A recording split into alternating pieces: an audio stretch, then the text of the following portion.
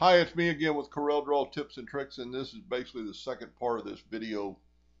I helped a gentleman figure out how to get these petals equally around the deal just in a video about an hour ago. And I was really looking at it when I colored in with yellow on the background. It almost looks like there's two flowers inside of it. I mean, this is almost petals here and then the outer petals. So it's a really I said in the previous video, it's a pretty good design, and I really like it. But I thought I would add a little twist to it, literally. And I've made videos talking about the twirl tool, and I think it's only available in X6 and up. So it's under your shape tool. The only thing you kind of keep in mind, like my flower here is 10 inches. Well, when you click on this is a radius, so you need to make it half of your size, so it's 5 inches to get the whole thing, or almost the whole thing. And then just kind of go to the center. I've got my rate at way down at 10, so it won't go so fast so far.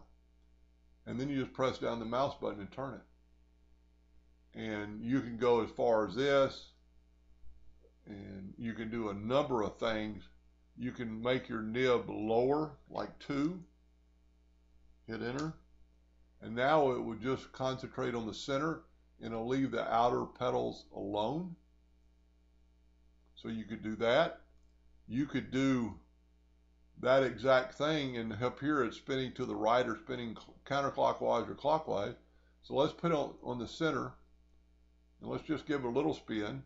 Now let's raise our nib to 5, and let's make it rotate the other way,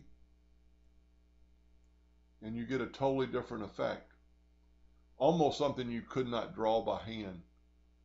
Well, you could possibly do the same thing. And with that said, you don't have to be in the center. You could make it look really funky. And come on, computer. You got to make sure to click on it. And then you could go the other side and go the other direction, and you could have some really weird effects, because it's going to go from the center out. I wouldn't suggest doing that. I don't know what that would do. But anyway, and this is pretty important right here to control your pen pressure in your rate, because if you go too high, I'm just going to hold down the mouse button for a split second, and look what it did. But that's what you're after, that'll work. You could do the same thing with a lower pen pressure and just hold down the mouse button longer. So basically it's just speeding up your movement, and I don't really see the advantage of it, but you could do that